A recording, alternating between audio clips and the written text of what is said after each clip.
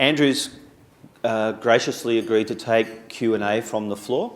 I'll lead off with a couple of questions and perhaps get a little bit of background about what is the Minderoo project, where did the idea come from, and what compelled you to start working on this topic, Andrew? Yeah, thank you, Jeff. And a really big thank you to everyone here. It's lousy weather, and thank you for responding with next to no notice to this invitation to talk about, I think, one of the most pernicious threats we have to our environment and a very short-term immediate threat. We, as the Minderoo Foundation, have been struggling with plastic, Jeff, for some years. We've participated in the thinking behind and projects within taking plastic out of the ocean. We've helped net rivers in Southeast Asia to try and prevent plastic entering the ocean. And I'd have to say that the very kindest I can put any of those efforts is vanity. The amount of deluge by the hundreds of millions of tonnes which are finding their way into the environment and into the ocean is just completely extraordinary. And it is, in a natural perspective, a pernicious, wicked problem. I began to study marine ecology about 4 years ago, and we worked out that there was, by the marine life, wildlife, we could count the death of millions of animals, but we're sure that it translates into trillions we'll never see as now nanoplastics start to really hit. And a bit of background about the nanoplastic topic. What actually is happening there in that process to create the nanoplastics? So plastic never breaks down to the original molecule. It's one of the few elements in the world which doesn't, and that's why its external cost post-use is so vicious to nature.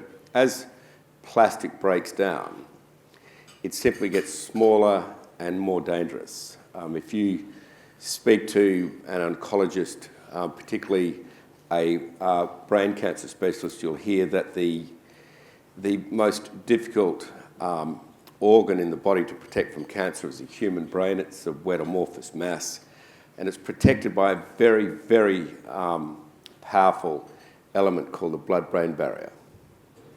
Getting medicine into the brain is extraordinarily difficult because of that element. Nanoplastics has no trouble with that. It goes straight through your skin, into your bloodstream, through the blood-brain barrier, into your brain. It has an electrical charge. It's slight, but it's positive. So it'll attract anything with a negative charge like lead or mercury or toxins. So we think that the bad news about plastic is still out there before the community understands it. And the big consumer brands we've spoken to have agreed to support us, Unilever, Coca-Cola, a bunch of others, have said, if you don't care about marine life, you will care about human life. And so they see the use of plastic as a similar existential threat to their business as marine life faces. That's profound. I wonder, when you started this journey, did you have in mind an outcome that you were trying to hit? What does good look like, as we'd say in the business world? Yeah, what's good look like? What's your target, Forrest? Quite right, businessman. The target is to keep plastic only in the economy. And those other efforts which I spoke of, which I described as an expensive vanity, that's never going to do that. It's like shutting the gate after the horse has got out. It's a pinprick on the side of a car smash. It will never do anything. So we have to stop it at source. And after looking at every other alternative, a bit like, I think, American foreign policy, look at every possible option, exhaust every possible option, then finally, when there's nothing left, do the right thing.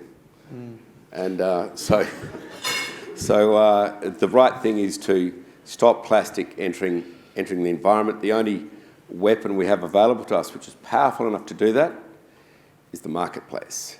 And with the simple formula which really large companies like Saudi Aramco, largest in the world, Reliance Industries, the largest player in India, have come on board about, is to adjust the price of fossil fuel-derived polymer, which is the basis for all plastic, above the price of recycled plastic. As soon as you do that, the world switches for the same commodity to the cheaper commodity, same quality, and plastic no longer enters the environment. Is there a global organisation that's pushing this, that's come up with a consistent regulation? Are there countries that are leading the field, or the laggards pushing back, or is this really going to be an industry-led thing? This is an industry-led thing, and this is in the making right now.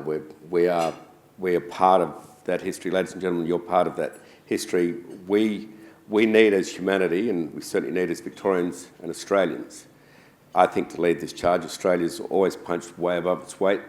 We must do so on this. We've got CSIRO here, my own Minderoo family here.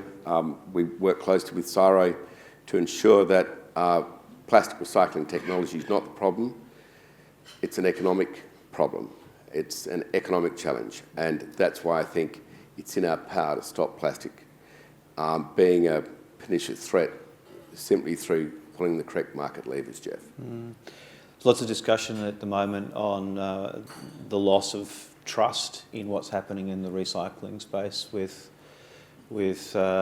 many of the sorting, a lot of the efforts we do for sorting ending up in the same landfill, exporting to Indonesia, etc. And the question is whether or not there's going to be a groundswell that's got more faith in what we're doing here, and to fix the upstream part as well as the downstream part. Yeah, it's a very good point. When you look at the bar graphs of costs of recycling plastic, costs of fossil fuel plastic, they're actually pretty close. But what recycled plastic takes into account in full is the external post-use cost, because obviously it's then recycled. What fossil fuel plastic doesn't take into account is that post-use cost, which is several times to the community at large than what the acquisition price was to the consumer. Until we take that cost into account, we'll probably never recover from having a linear plastic economy, use once, throw it out.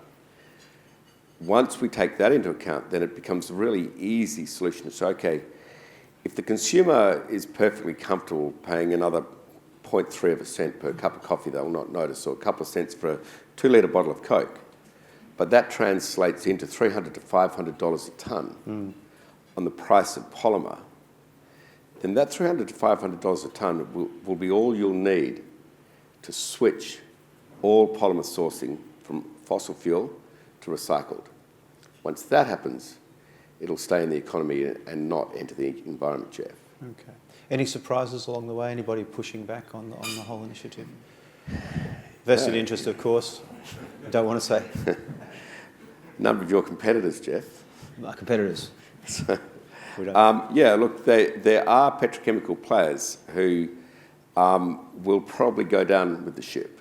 There are plenty, and I've mentioned a few of them, who saying, look, we do see plastic as an existential threat. But I've had chief executives of global petrochemical companies say to me, while you can't track our hydrocarbon molecules underneath the label, we're going to keep on doing what we do, because it's the labels will get hit by the consumer, not us. Yeah. And that's pretty short-term thinking, because it'll blow back. And the reason why Minderoo has made a very substantial commitment here, $1 million a week for 5 years, is to track those molecules, so that we can create an environment where ourselves as the consumers can take a choice. You will barely notice it at the cash register, but we can buy good plastic or bad plastic. In countries like India, where the monsoons are heavy, you need to have most of your goods wrapped in plastic, particularly in the slum areas. You need that to live. Plastic has a great deal of good. But once it's worth $1,500 a tonne as raw polymer, because the filthy bit of plastic you see sweeping down Burke Street or George, that's actually high value, high energy monomers in a combination which is very valuable. What I know is that all throughout India, all throughout Southeast Asia, once we put on an extra value on fossil fuel polymer, we make recycled plastic have a value, becomes a commodity, it'll never be wasted again. Yeah. And the beauty, Jeff, is that the biggest resource of this commodity is where the pollution is worst, and that's Southeast Asia. And the initiatives, how do we get initiatives into the system that don't hurt low-income nations? Is there any discussion amongst the group about those challenges? I think that it's really the reverse, Jeff. The rich nations, members of the American petrochemical industry, are probably more resistant to change than, say, China or India, where the plastic is piling up on the streets, clogging up the rivers. You can virtually walk across rivers in Southeast Asia on plastic. And it is those countries which are most amenable to change, because once we adjust those two levers, make fossil fuel plastic more expensive than recycled plastic, then all of those rivers don't become marine life-threatening waste. It becomes a commodity. Yeah. And little hands get in there and recover it. And right now there's rag pickers all over Southeast Asia who ilk out a living on recovering parts of plastic. If we raise that bottle of Coke price by a cent or two, none of that plastic will be wasted. That's an income. That's a dignified income for literally tens of millions of people in poverty. Interesting thought. Can I open to the floor? Any questions? I have one down the back there. Just identify yourself and... Hi, Murray Griffin, journalist with Footprint News. Two questions. Firstly, when those chief executives said that to you, as long as our polymer is untraceable, we're going to keep producing it, what was your response? And secondly, how are you actually going to track the polymer under the label? You said that you're putting 1 million a week into that task. How exactly will you do that? Okay, so my reaction, as you can imagine, to, let's put it out there, ExxonMobil, was visceral. It said, you will take responsibility because your consumers in the end will. And I was hit with the denial, the consumers don't know it's our plastic. And I said, well, they will. There's blockchain technology, which goes on to the second part of your question, and tracing technology, which can identify molecules from either recycled or from fossil fuel. That's why we're putting very substantial capital on the table, over $400 million, to ensure that happens. And it really needs to happen so consumers get a choice. You won't face, like, if you travel around the world, this is a Hermes bottle, very fine brand, responsible company. Europe reckons they lead this area. But you have no choice but to consume this product in plastic. You're not given a choice. And until hotels like this one have a small recycling machine in the car park at the basement where they can make money out of recycling this, not throwing it in the bin, but continuously recycling the PET back to PET, then this will go and destroy wildlife. Or worse, fragment in landfill, be picked up in the water supply of Melbourne, be drunk by your children, and cause long-term damage. So it's not difficult. The beauty of recycling polymers is that it's not a particularly expensive exercise. You don't need a $3.5 billion petrochemical plant. You need a $400,000 or $500,000 polymer recycling plant. And that's the beauty of getting recycling going. I've had business people at my table talking about how once you get scale into an industry, the costs come down. The beauty of recycling, once we start to adjust those levers and capital pours into the industry, and our 400 million is but a part of that, then you'll get scale. And I could see the cost of plastic to the consumer coming right down below the cost of fossil fuel plastic simply because it's recycled, permanently recycled, never enters the environment, and consumers are better off. But we've got to take that step. So we were having a discussion just before we started about hydrogen and getting that started. It's a chicken and egg scenario. You need scale to get the cost down. You can't get the cost down unless you have scale. Yeah. So there needs to be some levers in the system that gets people started so we don't end up in pilot purgatory. Yes, on the right. Man after my own heart, Mary Ann Di Giornato, Maroondah City Council. I actually do look after waste for the city, and we spend around about $10 million on getting it out off curbside. And absolutely, it's got to have investment in terms of recycling and recycling plastics. I guess I'm keen to hear just a bit broader from the system in Australia, policy settings, how we educate the community. Clearly there does need to be investment, but if you could just touch on your views on policy settings, federal government, state government and community, how do we help bring the community with us on the journey? Yeah, you're a very interesting leader to ask that question, thank you. Because once the levers are put in place, then it'll be up to you to pull them. The policy settings that I see need to be economically led. Once plastic stops becoming a waste, once this becomes an article of value, just like, take iron, I'm a little close to that. We compete against a multi-billion dollar recycling industry. We produce the raw material and we compete against scrap metal, same with copper, glass, aluminium. It used to pile up on the streets. Your parents and grandparents will remember this, and was a big waste problem.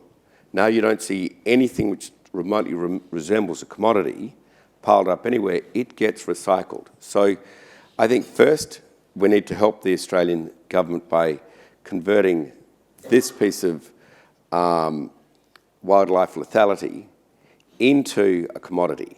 Once we do that, then we're not asking the Australian government to dip into everyone's pocket here in this room, but to simply make the settings that plastic goes in one bin, paper goes in another, and biodegradable waste into another. But once plastic's worth money, the public will probably be able to sell it. So it'll drive itself. Any questions? One in the centre there. Thanks, Andrew.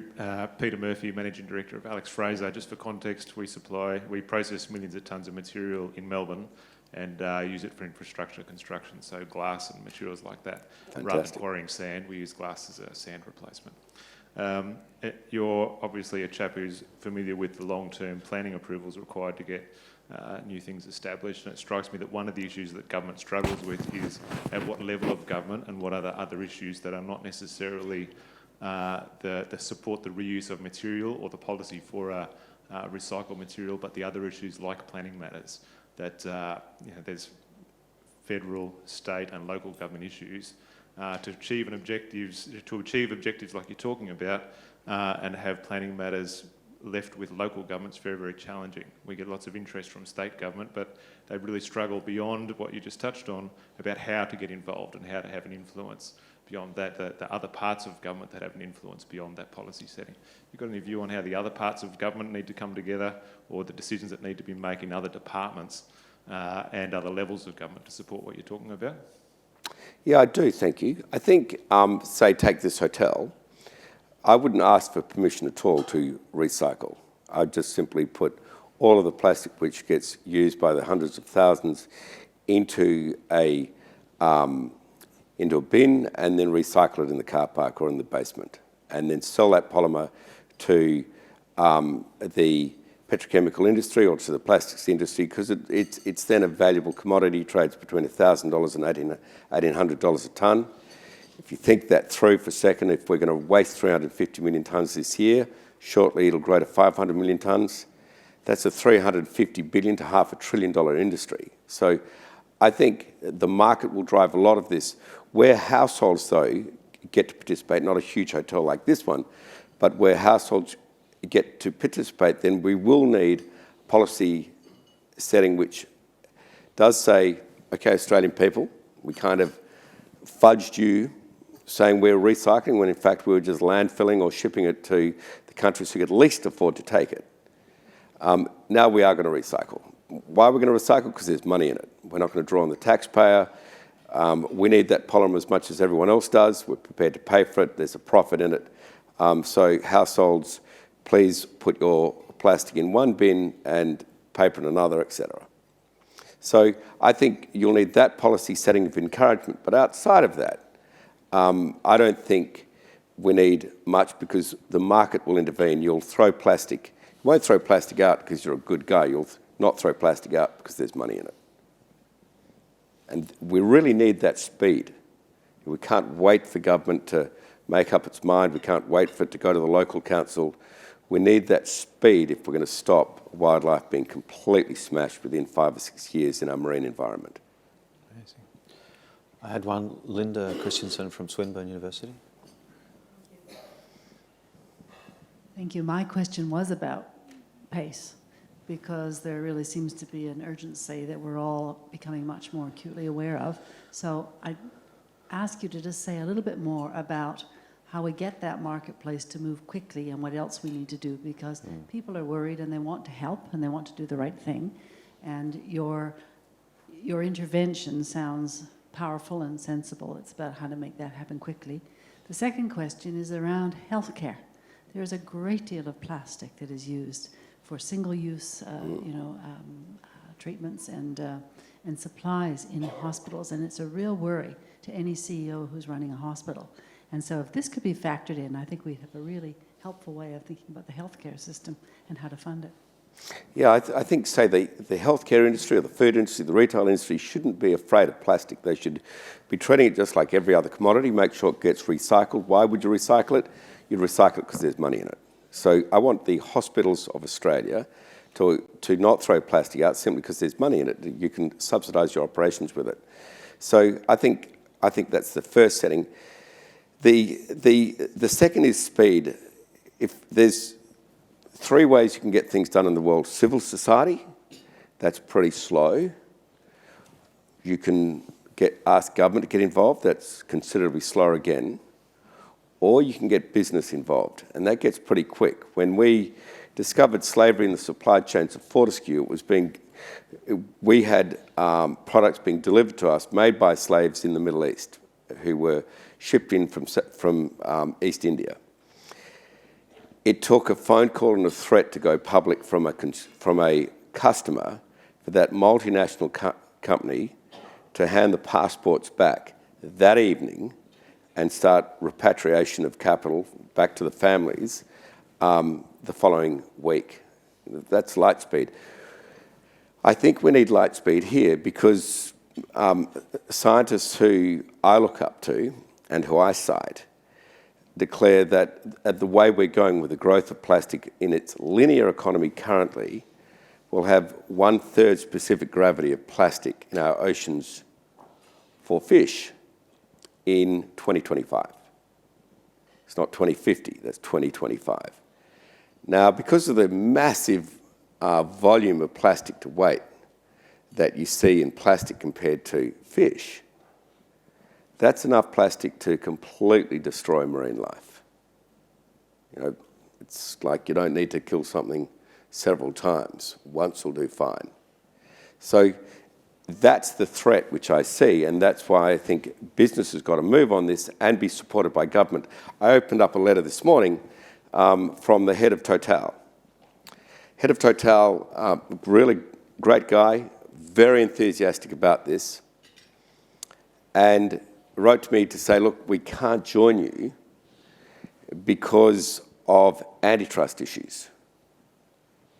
Now, once again, be it a local government who encourages all its householders, all its ratepayers to put plastic into a bin so they can subsidise your rates with the conversion of that plastic to a valuable commodity, because they have a recycling machine at their waste depot, as we should all across Australia. Or it's, say, an industry as big as Saudi Aramco. These industries are capable of making decisions which may or may not contravene the law. If they don't contravene the law, they should be made instantly, because it's a marketplace and businesses are in the marketplace of making money. or if it does contravene the law, then we need instant government intervention to say, as we do have with the ACCC, that if it's in the public good, we will allow companies to collectivise and reach agreement. And we have that here in lengthy discussions with Rod Sims, and we've got to ensure that the government of President Macron, President Trump, Xi Jinping, all allow companies to collectivise in order to create this. It's not a hard decision. And the discussion which I've had with government leaders, such as those I've mentioned, isn't about, will we approve it? We'll approve it, all right. It's about, shouldn't this be a tax? Shouldn't we make general revenue here? I'm saying, yeah, you should perhaps, but you'll stuff it up. We need to get this done straight away. And they say, okay, well, watch this space. If the companies come on board, we won't tax it. But if they don't, we'll tax it. So I find that quite encouraging. Indeed. I have one question down on the left. I'm Catherine Ellis from the Youth Affairs Council of Victoria, and I'd like to thank CEDA for inviting a table of young people to hear you speak today, Andrew. I have a question about the barriers that are going to be put in your way. And I think in the climate change debate over the last decades, there have been corporate interests that have got in the way and really tried to actually reframe the whole discussion and put barriers in the way of people who are trying to change to a more hospitable environment, I guess, is probably the way to put it. So I can see that there are going to be vested interests that try to stop what you're doing here. I'm just wondering who you think they might be and how you plan to make sure they don't. Okay, so the beauty of the proposal is that really only involves about 60 companies. There's about 700 players in the petrochemical sector, but there's 60 who could speak for the entire industry. If they move, everyone moves. Now, there are players in that who really don't want to change, but most I've spoken to have said, well, let's just think this through. You say the customers are going to repay the capital, which we volunteer to place into a fund. We get to control that fund, so it's not really out of our ecosystem. We've placed the cost of that onto the cost of fossil fuel plastic, which elevates its price. Customers repay us. It's not like a tax which you get, say, you're partially repaid back in a year or two or in a month or two. It's repaid on the spot. So your profit and loss isn't impacted, and that fund gets to work for you. It can repatriate the environment with your name on it, so you get social credit. It can afford to fund you to switch your polymer source from fossil fuel to recycled plastic. It has, if you like, a virtuous circle. But you are correct. There are those who simply don't want to change, and in the end, they will face market pressure. So once we can turn the world a little binary, that people across the world, including in the slums of India or Toorak in Melbourne, have an opportunity to buy good plastic or bad plastic, then I believe they'll buy good plastic. And good plastic is participating or recycled, and bad plastic is straight out of fossil fuel by a company who doesn't give a damn.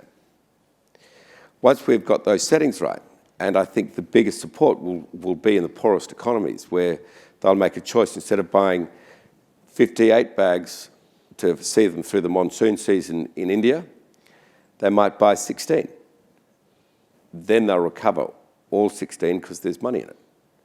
So, you know, I see the market pushing in India, Reliance Industries, or in America, ExxonMobil, to not do the right thing because they're good people, do the right thing because they like market share.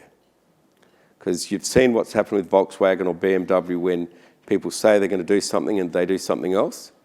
The reaction from the consumer is vicious. And I think once people really understand there's massive human health issues coming with plastic hitting the environment, it's not, as you say, Professor, in the health system or in the economy, plastic's pretty harmless. But once it starts to break down, it becomes pernicious. And that's where that information, I think, will drive consumer behaviour to arrest those companies who say, listen, we're just going to keep on doing what we've been doing, because they won't hold their market share. And then the shareholders get involved, their bonuses get hit, and you'll see change in their behaviour as well. Fantastic. The move towards inclusive, responsible capitalism is something that we hear coming out of Europe increasingly, that it's got to be led by industries to make that push to do things that are right in the long term. I had a question over here on the right-hand side. Hi, Andrew, thanks. I'm Melanie Burton, I'm from Reuters, and exactly on that topic.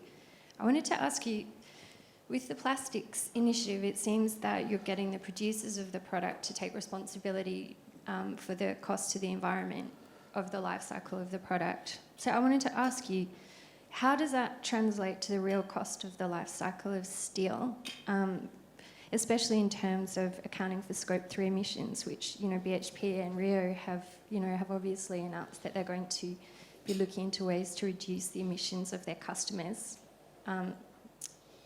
of their products, for example, like iron ore.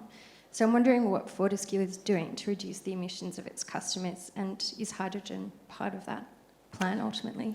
Yep. Okay, so that's a straight conflation of a number of issues. So let me just try and pick them off slowly. Recycled plastic makes a massive contribution to the carbon footprint of the planet. The carbon budget will fall about 4.5 gigatons, simply if we recycle plastic. In terms of Scope 3 emissions, I'll be very blunt about this. If I was BHP or Rio and I was in the thermal coal business, which is the most polluting form of energy, I would be in Scope 3 emissions. When we're switching our source of energy at Fortescue to, at some considerable cost, to solar, to gas and to hydrogen, then I think that we are making a very major contribution with that, and we're not going to try and push our customers around all over Asia because they'll just laugh at us anyway. It's a pointless exercise. What we should do, though, is control what we can, and that's for our own source of energy, switch it to sustainable as soon as we possibly can. And that's a major drive across our entire business, and also within Minderoo, where we're investing in reasonably high risk, low yield solar investments to continue encouraging the world, as you say, to build up critical mass, to build up scale in sustainable energy. I hope that's a comprehensive answer for you. I had a question down here on the left. G'day, Andrew. My name's Yakov. I'm working with the Foundation for Young Australians and Centre for Multicultural Youth with a bunch of youth issues. I first heard this idea of profiteering off recycling on the streets of Paris in the Yellow Jacket movement, alongside a fair amount of pessimism when it comes to government action, as you demand. You've spoken a lot about the reaction of international business. I was kind of curious to hear from yourself how international government has reacted to a lot of what you've had to say. Speaking of people like Xi, speaking of countries such as India under Modi and Macron, and perhaps even bilateral institutions, multilateral rather. Have you had much feedback from that? We have. The United Nations head of the environment was alongside the chairman of Saudi Aramco, the president of Coca-Cola, the president of Unilever, these other fantastic companies who strongly endorsed the See the Future initiative. So they're about as multilateral as you're going to get, but say take the European Union, they've said to us, if, say, antitrust law starts to get in the road of an initiative like this, which everyone agrees needs to happen quickly, then we simply have to raise that with the EU. And so I'm seeing support from the multilateral institutions, from, say, Europe or from the United Nations, and even across Asia, where where plastic has become such a hideous issue, people are simply looking for answers, and they agree that trying to net it out of rivers or recover it from oceans is a total waste of time. We have to stop it leaving the economy. The only way we can do that is by switching it from a waste to a commodity. I have Heather down on the left. Yeah. Hi, my name's Heather. I work with Siemens. My question's around the history of recycled materials and the history of this concept of profitising of plastics. So in 2009 at Swinburne University, we were taught it as part of my engineering degree. We were shown examples of recycling plants in Germany that were able to recycle all the way back to the raw material that was required in the plastics industry for processing. And then they had the contracts lined up to sell it back in. Then in 2014, again, at the One Young World conference in Dublin, Ellen MacArthur was presenting on circular economy and again discussing how you can bring plastics all the way back around, processing it into their raw format. My question is, why aren't we doing it? Because that's a good 10 years now of talking about it in a variety of different spaces. Germany's got certain regions are now banning single-use plastics and requiring the full recycling back to original stock of plastics in some areas. But still somehow 10 years later it is considered a new concept. Why do you think that is? Is it because we haven't had heavyweights in the corporate game fighting for it yet? Or is it something else? Yeah, it's something else. All those fine examples which you have mentioned are subsidised. While they're subsidised, they're not sustainable.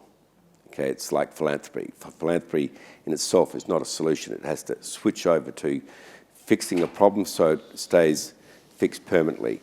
This particular initiative removes the reason for subsidy and turns recycling into a profit.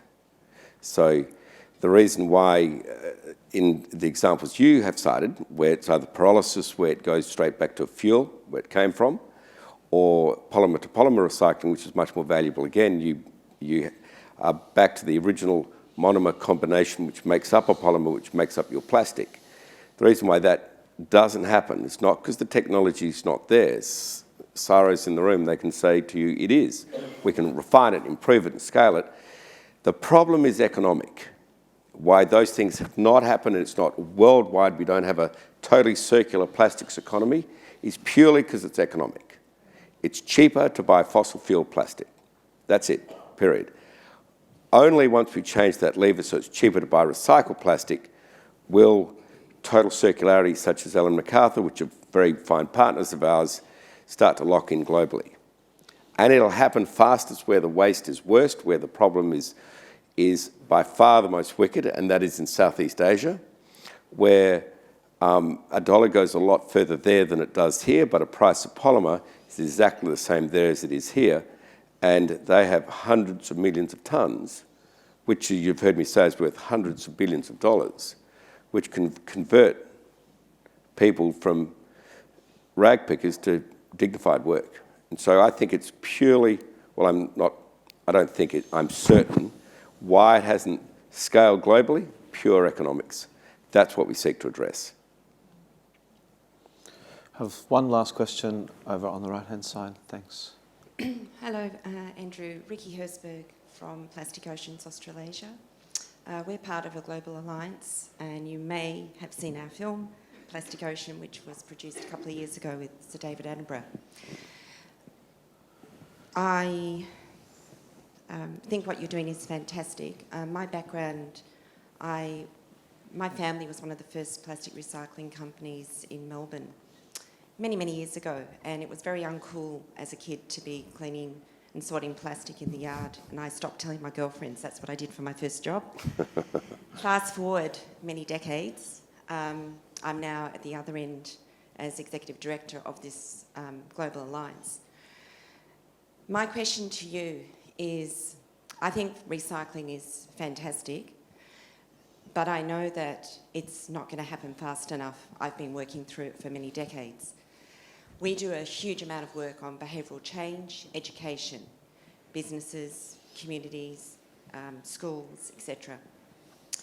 What strategy have you got, and what are you working on to run alongside with what you're doing with the research, science and the recycling? Because I think the two things need to run together to make a fast impact, because we need to make change within this generation in the next 10 years or less. That's my question. Yeah, I completely agree. So the Mindero Foundation is investing across the board in plastic recycling technologies. If it happens to make a profit, it'll be recycled back into the foundation. So we're putting our money where our mouth is. But really, I think the core answer to your question is global human behavioural change is required. The only element strong enough for that is not government, not local, not sovereign. It's the marketplace. The instant plastic becomes an article of value, a commodity, it will no longer be wasted. Until that happens, we'll have all sorts of interventions which will be completely unsustainable. Or we, the taxpayer, will wear it. The idea to make fossil fuel a more expensive commodity than recycled plastic, fossil fuel plastic to be more expensive than recycled plastic, meets that economic criteria to convert plastic to a commodity globally, whereupon it will no longer be wasted. That will be the human behavioural change which you look for, and certainly I search for as well.